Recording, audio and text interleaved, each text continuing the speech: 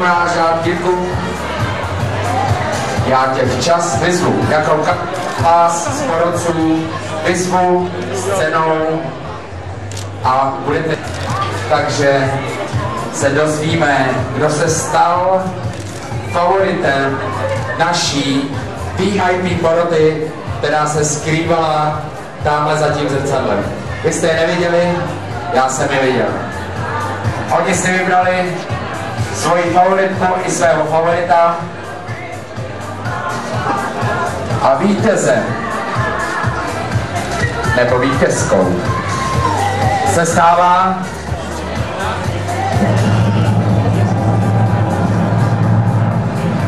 typ čestných členů poroty skrývající se za tímto zrcadlem zní takto.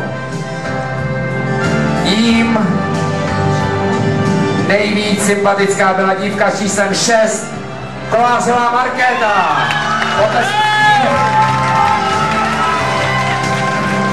Porota zase rozhodla, že jim nejvíc byla dívka s číslem 6, Kolářová Markéta.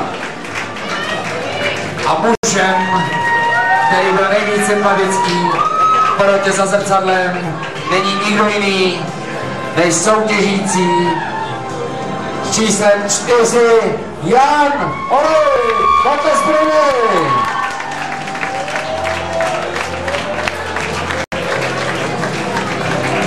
A to je teprve začátek. Dále zde máme typ organizátorů, což je Josef Čermák z Nary Models, Pavel DJ, který připravoval hudbu pro celý tento večer a můj typ. Potlesk! Jí osobně předá Josef Čermák ocenění. Josef Čermák přichází potlesk také pro něj, protože to je muž, který to všechno získal. A mužem a naším typem se stává muž číslem 6, Zarda Jan. Potlesk pro Honzu. Tak.